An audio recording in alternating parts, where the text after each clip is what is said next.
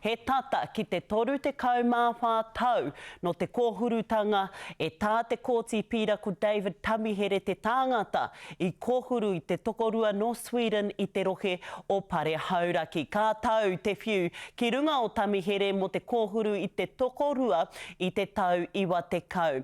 E rua te kau tau ia ki ro o wharehere ngari hei tāna e hara ia i te kai kōhuru.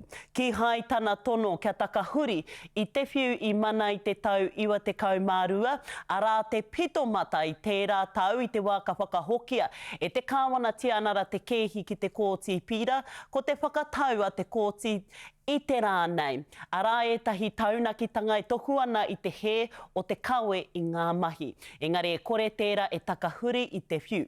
Ana i te pūrongo a Mārena Mane. E ai kia David Tamihere, kaore hoki ia i kōhuru i te tokorua nei no Witana, 34 tau ki muri. I didn't do it, and I've been arguing, and I believe over as the years have gone by, the Crown's case has gone to down the Google, and it's just their own insistences.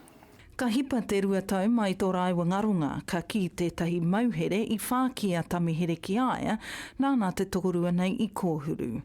Me te teka hoki o e nei kōrero i pā kinotia tēnei ki te putanga o te whakawākanga.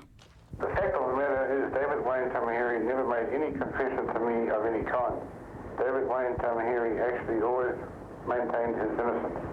He oi kaore te kōti i tūraki i ngā whakawākanga, ahakoa te kōrero teka. He nui tonu ngā taunakitanga e whakātu ana nā Tamihere te tokorua i kōhuru. This court can be positively sure of Mr Tamihere's guilt on the circumstantial evidence properly presented at trial.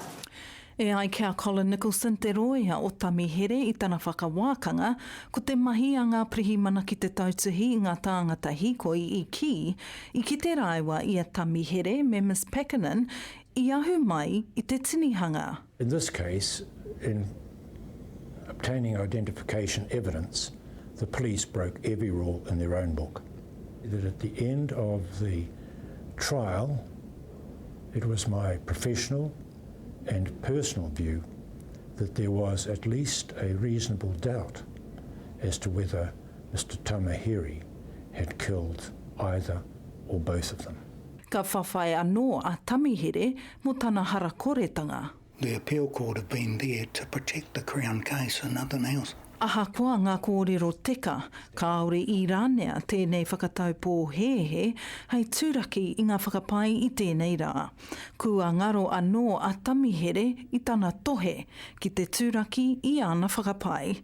Mārena Mane, te karere.